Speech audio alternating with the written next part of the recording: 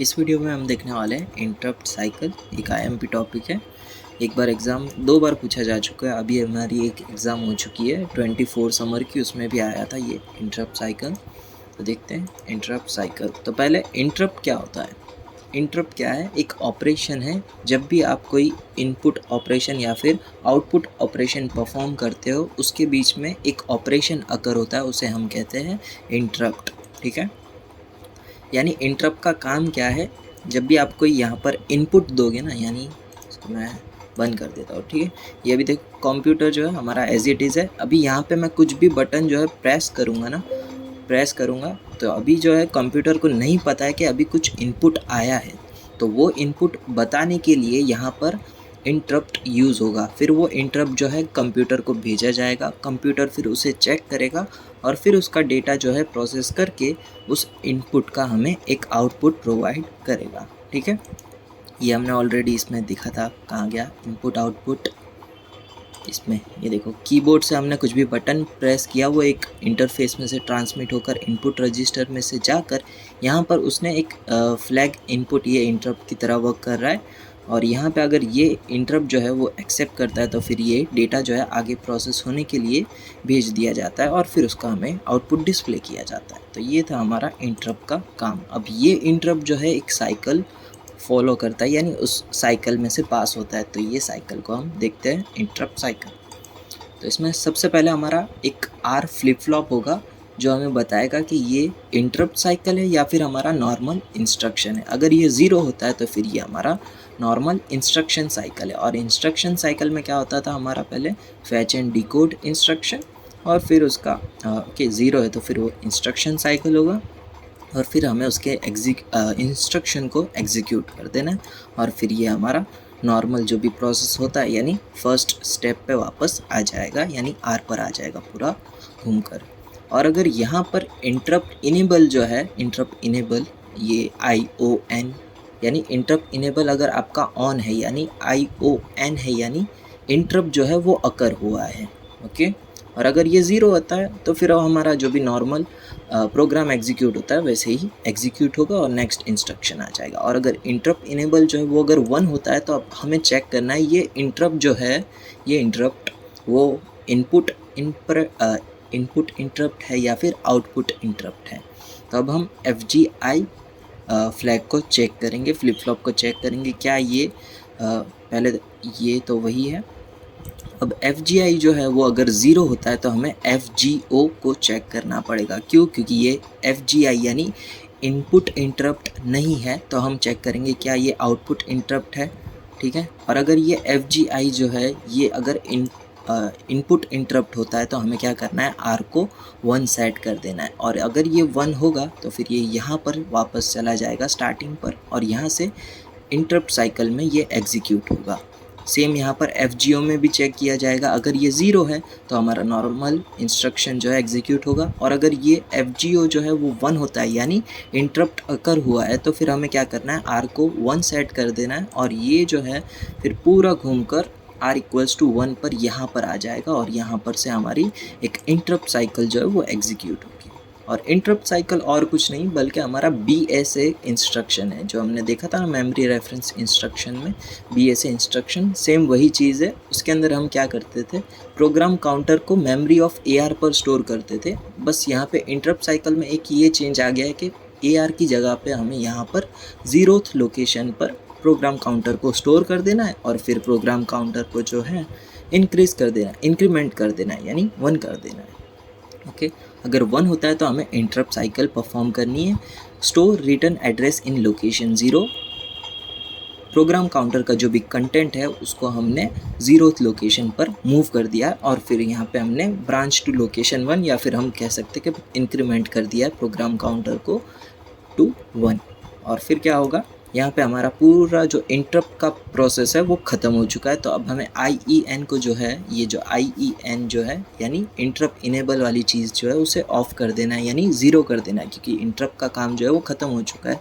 इसके लिए ये हम 0 कर देंगे और R को हम 0 कर देंगे ताकि जो भी हमारा इंस्ट्रक्शन है वो एग्जीक्यूट हो सके। तो ये थी हमारी इंटरप्ट साइकिल। ओके,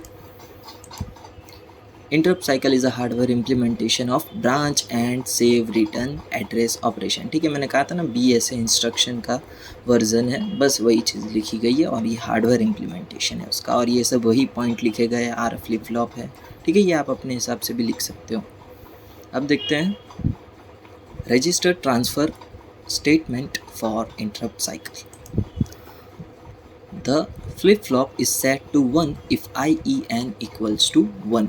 जब ये R इक्वल्स टू 1 कब होगा? जब हमारा IEN जो है वो 1 हो, या फिर उसके अंदर FGI या फिर FGO उन दोनों में से कोई एक 1 होगा, तब हमारा इंटरप्ट जो है वो इनेबल हो जाएगा। This can happen with any clock transition except when timing signal T0, T1, T2 are active. यानी T0, T1 और T2 एक्टिव नहीं होना चाहिए, उस वक्त जो है हमारा इंटरप्ट जो है वो इनेबल होगा। ओके, और ये इंटरप्ट इनेबल ऑलरेडी हमने वो फ्लो चार्ट में देखा था, वही है। यानी अभी ये जो T0, T1 और T2 जो है वो डैश वर्जन में आएगी। आगे देखते हैं। The condition for setting flip flop R equals to 1 can be express following register transfer language. तो यहाँ पे देखो T0, T1 और T2 जो है वो डैश वर्जन में, यानी ये तीनों जो है वो डीएक्टिव होना चाहिए, यानी 0 होना चाहिए, तब हमारा IEN जो है वो 1 होगा। और यहाँ पे FGI और FGO प्लस को हम और भी बोल सकते हैं। ठीक है, अपने डिस्क्रीट मैथ्स में देखा होगा, प्लस को और भी बोलते हैं इसके लिए, तब हमारा इंटरप्ट जो है वो अकर होगा, यानी R तब हमारा 1 हो जाएगा। तो इसमें क्या हो रहा है, ये T0, T1 और T2 जो है वो 0 होना चाहिए, तब हमारा इंटरप्ट इनेबल जो है वो 1 होना चाहिए, या फिर FGO और FGI में से कोई एक 1 होगा, तब हमारा इंटरप्ट जो है वो अकर होगा, यानी R को हम 1 कर देंगे। Plus between FGO FGI designate logic और ऑपरेशन। ठीक है, यहाँ पे हमारा क्या और ऑपरेशन परफॉर्म हो रहा है, और यहाँ पर इन दोनों के बीच में एंड ऑपरेशन परफॉर्म हो रहा है। The fetch and decode phases of the instruction cycle must be modified and replace T0, T1, T2 with R dash T0 R dash R dash। ठीक है, अभी हमें ये जो इंस्ट्रक्शन साइकिल में फैच एंड डिकोड का जो फेज़ था ना हमारा, उसके अंदर हम क्या लिख रहे थे, T0 और T1 और T2 लिख रहे थे ना, तो उसके आगे हमें अब R डैश जो है वो लिख देना है। क्यों? R हमारा क्या था, फ्लिप फ्लॉप था। अगर R जो है वो अगर 0 होता है तो इंस्ट्रक्शन साइकिल के इंस्ट्रक्शन एग्जीक्यूट हो गए, और अगर R इक्वल्स टू 1 होगा तब हमारे इंटरप्ट के जो भी इंस्ट्रक्शन है वो एग्जीक्यूट हो गए। यहाँ पे हमारा इंस्ट्रक्शन साइकिल जो है वो 0 होने की वजह से यहाँ पे हमने डैश लगा दिया है। तो यहाँ पे इंस्ट्रक्शन साइकिल की वजह से यहाँ पे हमें आगे R डैश लिख देना है, और अगर इंटरप्ट साइकिल आएगा तब हमें डैश हटा देना है, यानी सिर्फ R लिखना है। Therefore the interrupt cycle statements are at RT0। देखो यहाँ पे इंटरप्ट साइकिल है ना, तो यहाँ पे सिर्फ हमारा R है, और इंस्ट्रक्शन साइकिल में R डैश है। और यहाँ पे हम क्या कर रहे हैं, जो भी हमारा BSA वाला इंस्ट्रक्शन था ना, BSA कहाँ गया, ये वाला देखो, यहाँ पे हम प्रोग्राम काउंटर को मेमोरी ऑफ AR पर स्टोर कर रहे थे, फिर AR को +1 करके फिर वापस उसको प्रोग्राम काउंटर पे स्टोर कर रहे थे। वही चीज़ यहाँ पर हो रही है। और अभी हमने यहाँ पर भी देखा था कि प्रोग्राम काउंटर को हम 0th लोकेशन पे स्टोर कर रहे हैं। अभी हमने देखा उसमें AR पर स्टोर किया था, अभी यहाँ पे 0th लोकेशन पर स्टोर करके फिर प्रोग्राम काउंटर को +1 कर देंगे, जैसे उसमें AR +1 था। ओके, तो अभी देखते हैं यहाँ पर इन्होंने क्या यूज़ किया है, एक टेम्परेरी रजिस्टर यूज़ कर दिया है बस, और कुछ नहीं। ज़्यादा कंफ्यूज नहीं होना है। यहाँ पर इन्होंने सिर्फ एक ये टेम्परेरी रजिस्टर जो है बीच में यूज़ कर लिया, इसकी वजह से स्टेटमेंट जो है लंबा हो जाएगा। अब देखना यहाँ पे प्रोग्राम काउंटर का जो भी कंटेंट है उसको हम टेम्परेरी रजिस्टर के अंदर स्टोर कर रहे हैं, और जो 0 है उसको हम AR के अंदर स्टोर कर रहे हैं। क्यों हमने 0 को AR के अंदर स्टोर किया, ताकि M(0) के ऊपर हम प्रोग्राम काउंटर का कंटेंट है यानी TR को हम उधर स्टोर करेंगे। एट RT1 यहाँ पे हम क्या करेंगे, TR को मेमोरी ऑफ AR पर स्टोर करेंगे। तो यहाँ पे क्या हो रहा है, एक तरह से PC का जो कंटेंट है वो M(0) यानी मेमोरी ऑफ 0 पर स्टोर हो रहा है, और यहाँ पे हमारा प्रोग्राम काउंटर जो है वो 0 हो जाएगा। फिर हम क्या करेंगे, प्रोग्राम काउंटर को +1 कर देंगे। तो प्रोग्राम काउंटर +1, और उसको हम वापस प्रोग्राम काउंटर के अंदर स्टोर कर देंगे। और इंटरप्ट इनेबल को हम ऑफ कर देंगे, यानी ज़ीरो कर देंगे, ताकि जो भी इंटरप्ट की जो प्रोसेस है वो ख़त्म कर दी। और यहाँ पे आर जो है वो हमारा ज़ीरो कर देंगे, ताकि इंस्ट्रक्शन जो भी एग्जीक्यूट होने वाले हो वो इंस्ट्रक्शन साइकिल में चले जाए, और सीक्वेंस काउंटर को हम ज़ीरो कर देंगे। तो ये और कुछ नहीं बल्कि यही सारे स्टेप लिखे गए हैं। ओके, यहाँ पे हमने प्रोग्राम काउंटर का कंटेंट जो है m0 पर स्टोर किया, फिर प्रोग्राम काउंटर को +1 किया, और IEN और R को 0 कर दिया। वही चीज़ लिखी गई है, और ये सब भी वही स्टेटमेंट्स लिखे गए जो अभी मैंने समझाया, इंग्लिश में लिखे गए। ठीक है, एक डेमोन्स्ट्रेशन देख लेते हैं इंटरप्ट साइकिल का। ये हमारा बिफोर इंटरप्ट का एक एग्जाम्पल है, जिसके अंदर देखो मेन प्रोग्राम जो है वो 255 और 256 पर है, और 256 पर है हमारा प्रोग्राम काउंटर। और अगर कोई इनपुट आउटपुट इंटरप्ट अकर होता है तब हमारा IO प्रोग्राम जो है वो 1120 पर है। और ये जो है यहाँ पे हमारा इनडायरेक्ट एड्रेस यूज़ किया गया है BUN के साथ, और यहाँ पे हमारा 0th एड्रेस है। अब हमें आफ्टर इंटरप्ट देखना है, तो आफ्टर इंटरप्ट में क्या होगा वही हमारे सभी स्टेप देखेंगे। क्या था हमारा पहला स्टेप, प्रोग्राम काउंटर को 0th लोकेशन पर स्टोर करना है।